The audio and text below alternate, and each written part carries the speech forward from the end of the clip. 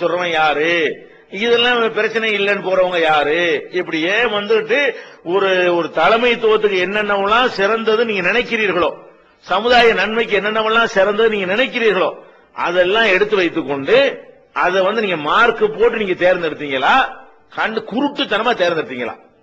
ஒருத்தனுக்கு ஒரு தலைவன் மேல பிரியங்கிறதுக்காக வேண்டி அவன் என்ன செஞ்சாலும் நியாயங்கிறான், இன்னொருத்தன் அவனுக்கு ஆப்போசிட்டா இருக்கணுங்கிறதுக்காக வேண்டி அவன் என்ன செஞ்சாலும் சரிங்கிறான். அப்ப இது இல்லாம ஒரு அளவுகோல். அப்ப நீங்கள் எடை போட்டு பாத்தீங்கன்னா ஒற்றுமையா ஒரு பெரிய மேட்டரே கிடையாதுங்க. 10 நிமிஷத்து வேலைங்க.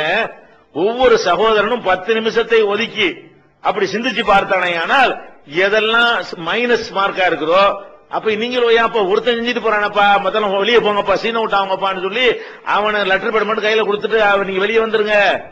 சமுதாயம் ஒன்று விடுமா இல்லையா? அவங்க வெறும் லெட்டர் பேட் மட்டும்தான் மிச்சமா இருக்குமே தவிர ஒரு ஆள் போக கூடாது. இந்த மாதிரி உடைக்கக்கூடியவர்களை அவன் ஆதாயத்துக்காக வேண்டி, அவன் எம்எல்ஏ ஆகுறதுக்காக வேண்டி, அவன் எம்பி ஆகுறதுக்காக வேண்டி, பணம் சம்பாதிக்கிறதுக்காக வேண்டி அவனை ஆகா ஓகன்னு புகழ்ந்து போஸ்டர் அடிச்சு அவரே வருக இவரே வருகன்னு சொல்லி போஸ்டர் அடிச்சு ஒட்டுறதுக்காக வேண்டி நம்மளை பயன்படுத்துறாங்க. இதுக்கு நாங்க தானே கிடைச்சோம் என்று அவர்களை உதாசீனப்படுத்தி அலட்சியப்படுத்துற அளவுக்கு நீங்க முடிவெடுத்தால் மறுநாள் ஒத்துமை வராதா? இங்க போய் ஒத்துமையாகும். பிரியாணி வாங்கி கொடுத்து ஒத்துமையாச்சுன்னா இப்படி ஒத்துமையாகும். இவன் அவனை சொரிஞ்சு விட்டான், இவனை சொரிஞ்சு விட்டு போனா ஒற்றுமையாயிருமா? ஒரு தனியார் தொலைக்காட்சியில எல்லாரும் கூப்பிட்டு ஒற்றுமைக்காக முயற்சி பண்ணாங்க. ஒருத்தன் பாக்கியில் 50 பேர் ஒத்துமையாகணும்னு போனான். ஒவ்வொரு தலைவர் நம்மளும் கூப்பிட்டாங்க.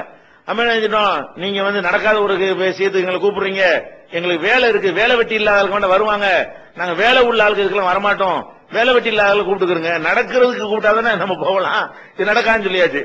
அப்ப நீங்க ஒற்றுமை விரும்பலையான்னு என்கிட்ட கேட்டாங்க. நான் சொன்னேன், சரி ஒற்றுமை நீங்க விரும்புறீங்க, நாங்க தானே விரும்பல, ஒரே ஒரு இயக்கம் மட்டும் தானே விரும்பல, எங்களை விட்டு நீங்க எல்லாம் ஒன்னாய் காட்டுங்க.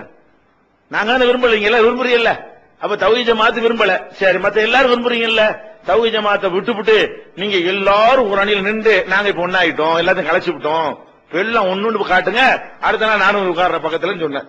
நடக்குமா இது? அப்ப சும்மா எங்க மேல பழி போடுறது ஒன்றுபட முடியவே முடியாதுங்க, நடக்கவே நடக்காது. எப்படி முடியுங்கிறீங்க? ஒவ்வொருத்தரும் ஒரு நோக்கத்துக்காக எம்பி கனவோட இருக்கிறாங்க, ஒவ்வொருத்தரும் சம்பாதிக்க புகழ் வெறி போய் தலைக்கு ஏறி நின்றுட்டு இருக்கீங்க. அவன் எப்படி விட்டு வருவாங்கிறீங்க?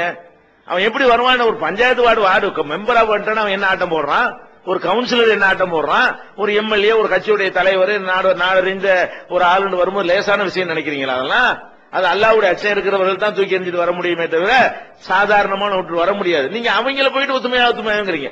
எவன் நமக்கு அவன் சுயநலத்துக்காக ஒரு இயக்கத்தை கட்டிக்கிட்டு திரிகிறானுங்களோ அவங்கள ஒற்றுமையாக சொல்றீங்க. இப்ப நம்ம தெளிவா சொல்லுகிறோம், எல்லாத்த விட்டு வெளியே நின்றுகிட்டு மார்க் போடுங்க. தௌஹீத் ஜமாத்தை விட்டு வெளியே நில்லுங்க, 1 மணி நேரத்துக்கு வெளியே வந்து நில்லுங்க, 1 மணி நேரம் வெளியே நின்று தௌஹீத் ஜமாத்து வெளியே நின்று மார்க் போடுங்க. எல்லாருக்கும் மார்க்க போட்டு அதுல 100% யாரும் தர மாட்டாங்க, அதுல நாங்க அடி சொல்ல முடியும். ஆனா கண்டிப்பா ஒருத்தன் 90 வாங்குவான், ஒருத்தன் 10 வாங்குவான். ஏன் 10 வாங்கணும்னு ஆதரிக்கிறீங்க நீங்க? இந்த 90 வாங்குறது ஒழுங்கா செய்யறான்ல, 10 வாங்கணும் என்னத்துக்கு போறான்? அவனே செஞ்சுட்டு போறான்.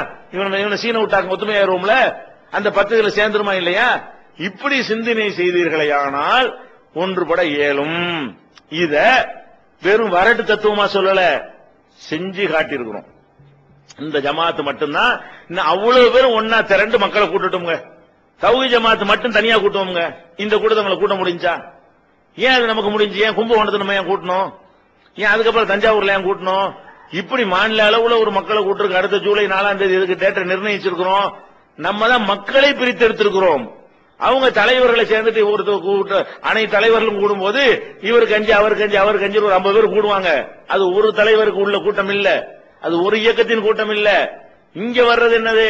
அப்படியே பில்டர் பண்ணி எடுத்து சுத்தமான ஒரு கொள்கையின் கீழே கொண்டு வந்ததுனால இன்னைக்கு அதிகமான மக்கள் நம்ம கூட்ட முடிஞ்சா இல்லையா? அப்ப நீங்க இந்த ஒத்துமைன்னு சொல்றவங்களால் கூட்ட முடியல, இந்த போலி ஒற்றுமை வேணாம், ஒரிஜினல் ஒற்றுமை வாங்க அப்படின்னு சொல்லக்கூடிய நமக்கு முடிஞ்சது காரணம் என்ன? நபிகள் நாயகம் ஸல்லல்லாஹு அலைஹி வஸல்லம் பிரிச்சு தான் ஒன்றுபடுத்தினாங்க. மக்காவுல இருக்கும்போது அண்ணன் தம்பியை பிரிச்சாங்க, கணவன் மனைவி பிரிச்சாங்க, மனைவி கணவனை பிரிச்சாங்க, பிரிச்சு சேர்த்து மதீனாவுல கொண்டு போய் அப்படி ஒண்ணாக்குறாங்க. எப்படி ஒண்ணாக்குறாங்க? யாரோ 2 பேர் பிடிச்சி அண்ணன் தம்பிங்கிறாங்க. அண்ணன் தம்பி ஆனாங்க. சொத்துல பாதி, வீட்டுல பாதி, அதுல பாதி, மரத்துல பாதி, ஆடையில பாதி கொடுக்குற அளவுக்கு நினைஞ்சாங்க. அண்ணன் தம்பி ஆனாங்களா இல்லையா?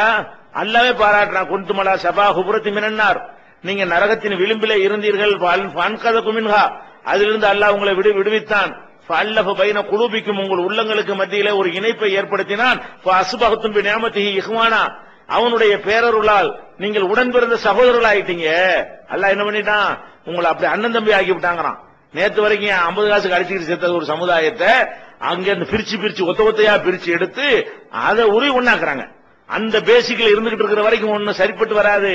உருவி எடுத்துடணும் எல்லாத்தையும் கசடெல்லாம் தூக்கி எறிஞ்சிட்டு ஒண்ணா உருவி எடுத்து இவனுக்கு இந்த பேசிக்க உள்ளத்துல போட்ட பிறகு பார்த்தா அப்படி ஒத்துமையாகி போயிடும். அதனால நீங்கள் மக்கள் நினைத்தீர்களே, ஆனால் ஒற்றுமை ஒரு மேட்டரே கிடையாது. அவன் எவன் என்ன மெயில் அனுப்புறாலும் பரப்பிட்டு இருக்கிறீங்க, அவன் யார் அவன் ஒன்றும் தெரியாது. தௌஹீத் ஜமாத் எதுக்குறான பரப்பு, இதான் ஒரு அளவுகள். இப்படியான மக்கள்லாம் இருக்கிற வரைக்கும் எப்படி அது ஒற்றுமை வரும்?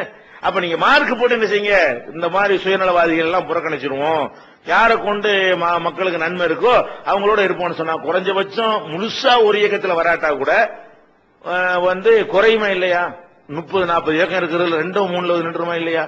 குறைஞ்சபட்சம் மார்க் போடுவதில் நீங்கள் தப்பு பண்ற காரணத்தினால உங்களுக்கு ஒருத்தன் 33 மார்க் வாங்கியிருப்பான், அதே ஆள் இன்னொருத்தன் 50 மார்க் வாங்கியிருப்பான். அந்த மாதிரி வந்தாலும் கூட இப்படி இந்த தோளாந்துருத்தி கழிப்பட்டவன் எல்லாம் வரமாட்டான்லங்க. நம்ம நாட்டில் குடிகாரன் சமுதாய தலைவனா இருக்கிறானே, அது ஆதரவு வேணுமா உங்களுக்கு? குடிகார தலைவனா இருக்கிறதுக்கு ஆதரவு வேணுமா? கஞ்சா குடிக்கிறவன், சாயந்தரம் ஆனா அங்க போயிட்டு கிளப்ல உட்காந்துக்கிட்டு தண்ணி அடிச்சுட்டு இருக்கிறவன், சீட்டாடிக்கிட்டு இருக்கிறவன், இவனெல்லாம் தலைவனா வெளியில நடமாடிட்டு இருக்கிறானுல, ஏன் ஏழுது? அப்ப இதான் அளவுகள். ஒற்றுமை ஆகுறது மக்கள்கிட்ட தான் இருக்கு. நீங்க தெளிவா இருந்தீங்கன்னா இது ஒரு மேட்டரே கிடையாது.